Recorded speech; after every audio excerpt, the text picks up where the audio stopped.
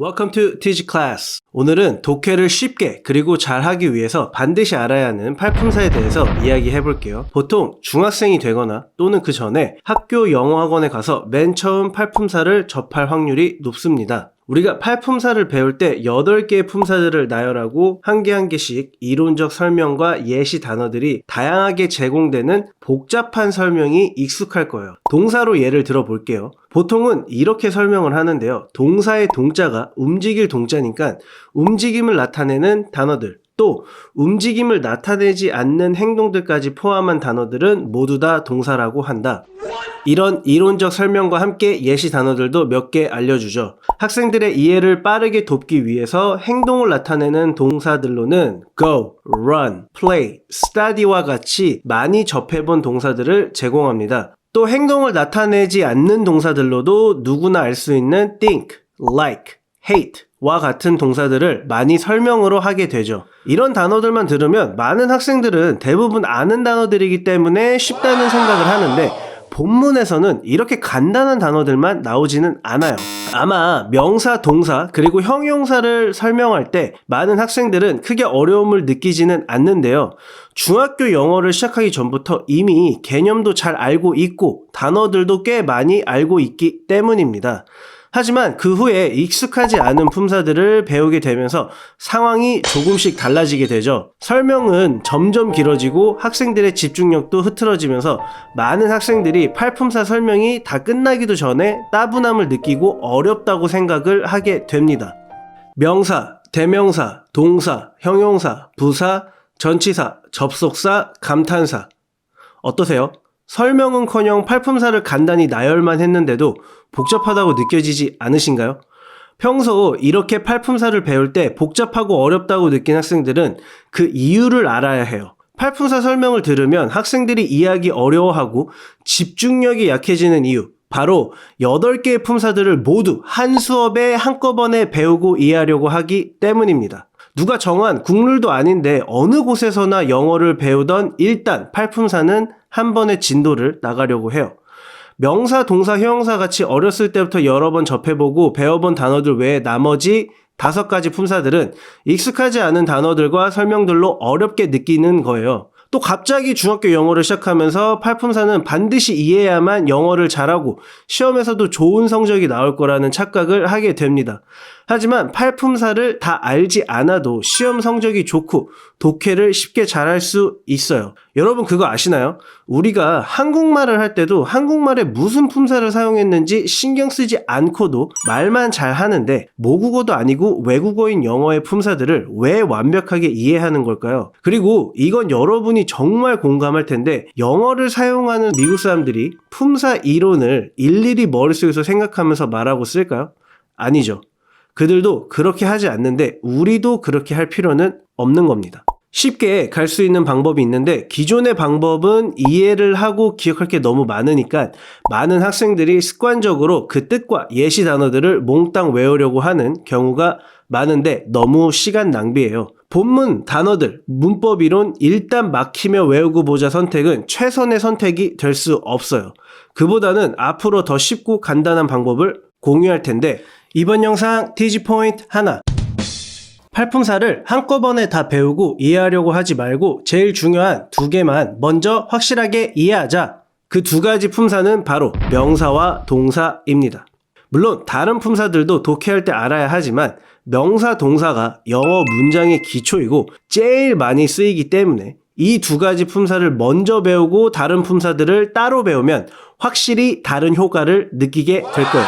어렵지만 8개의 품사를 한 수업에 배우고 외우더라도 어차피 시간이 지나고 다 까먹게 되는 경험들 다들 해보셨죠? 힘들고 무조건 외우는 것보다 더 좋은 방법이 있습니다. 독해 시 모든 문장에는 명사와 동사가 들어가 있기 때문에 이 2 품사만 알아도 독해가 훨씬 쉬워져요. 사실 형용사도 정말 중요해서 명사, 동사, 형용사만 일단 기억해 두자라고 강조를 하고 싶었지만 다른 영상에서 설명을 하는 게 여러분에게 더 도움이 될 것 같아서 이번에는 명사와 동사만 할게요. 그럼 반드시 기억해야 할 품사, 명사, 동사를 간단하게 설명하고 어떻게 연습을 하는지 말해볼게요. 명사의 경우 많은 학생들이 이론적 설명 그리고 개념을 잘 이해하고 있어요. 어렸을 때부터 계속 명사 위주의 단어들을 배우고 암기하기 때문이죠. 우리가 보통 사물이라고 알고 눈에 보이고 이름이 있는 것들, 지칭하거나 가리킬 수 있는 단어들을 명사라고 배워요. 티지 포인트 2. 명사가 무엇인지는 많이들 알고 있는데 독해를 잘하려면 결국 명사가 문장에서 어떻게 쓰이는지를 아는 게 중요하다. 우리가 시험을 볼 때 명사의 정의를 한국말로 쓰시오 라는 문제를 본 적이 없죠. 그래서 명사에 대한 이론적 설명은 중요하지 않은 거예요. 티지 포인트 셋. 흔히 팔품사 설명에서 명사와 대명사를 따로 나누어서 설명을 하는데 헷갈릴 수 있으니 그러지 말자. 대명사는 명사를 대신하는 단어들이라고 우리가 배우지만 그런 자세한 개념의 차이까지 신경 쓰면서 독해를 하거나 시험을 보는 학생들은 없고 독해에 딱히 도움이 되지도 않기 때문에 명사와 대명사 이렇게 두 품사를 따로 나누지 않아도 됩니다. 명사랑 대명사는 쉽게 하나의 품사로 본다. 그러면 품사가 하나 줄어서 총 7개가 되니 더 좋은 거죠. 티지 포인트 넷. 동사는 아까 예를 들어 설명했던 것처럼 눈에 보이고 안 보이는 행동들이라고 이해해도 좋지만 더 간단하게 한 번에 잡는 방법은 우리말로 뭐뭐다로 끝나면 다 그냥 동사이다. 쉬운 고라는 단어도 간다. 이렇게 다로 끝났으니까 동사. 어려운 ponder, 심사숙고하다라는 단어도 다로 끝났으니까 동사. 그리고 움직임을 나타내지 않는 think도 생각하다. 다로 끝나서 동사. 이렇게 설명을 하는 게 여러분들도 더 쉽지 않나요? 눈에 보이는 행동, 안 보이는 행동을 나타내는 단어, 아니면 우리말로 뭐뭐다로 끝나면 동사. 두 개의 설명 중 택 1을 한다면 어떤 걸 택하실 건가요? 이러면 두 개의 품사는 끝이에요. 간단하죠? 그럼 지금부터는 어떤 식으로 연습을 해야 하는지 간단하게 설명을 할게요. 요즘 1월이라서 방학 기간이기 때문에 초등학교 또는 중학교 필수 영단어 책을 구매하고 하루에 20개, 30개씩 외우려는 학생들이 많을 거예요. 물론 독해할 때 단어를 많이 아는 게 중요하지만 무작정 단어를 외우기 시작하면 새학기가 시작하기도 전에 외운 단어들이 기억력에서 다 사라질 거예요. 그리고 무작정 외우는 것보다 시험에 나올 단어들을 공부하는 것이 시간도 더 절약하고 효율적이지 않을까요? 그래도 불안하고 단어를 일단 외워야만 영어를 잘하는 게 아니냐고 생각하는 학생들이 있을 텐데요. 정말 중요한 건 단어를 많이 아는 것이 아니라 문장을 만들 때 우리가 공부한 단어들의 위치를 배워 문장을 만들거나 독해를 할 수 있어야 하는 것이에요. 어차피 단어로 문장 만드는 법을 모르면 독해도 못하고 단어 받아쓰기밖에 할 수 있는 게 없잖아요. 아직 새학기 시작까지는 시간이 있으니까 정말 도움이 될 수 있는 독해 관련 영상과 다양한 방법들을 여러분과 공유할게요. 자, 그럼 이제 팔품사가 아니라 대명사를 포함한 명사 그리고 동사까지 설명을 했습니다. 다음 영상에서는 문장의 오형식에 대해서 이번처럼 또 아주 쉽고 간단하게 배울 거예요. 이 영상을 마무리하기 전에 반드시 알아야 할 것이 있습니다. 바로 영어의 어순인데요. 다음 영상 내용과 관련이 많아서 짧게만 이야기하겠습니다.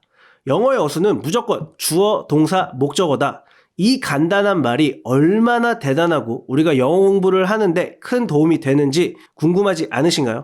이번 영상이 도움이 되셨다면 구독과 좋아요, 알림 설정까지 부탁할게요. 지금까지 티지클래스였습니다. 감사합니다.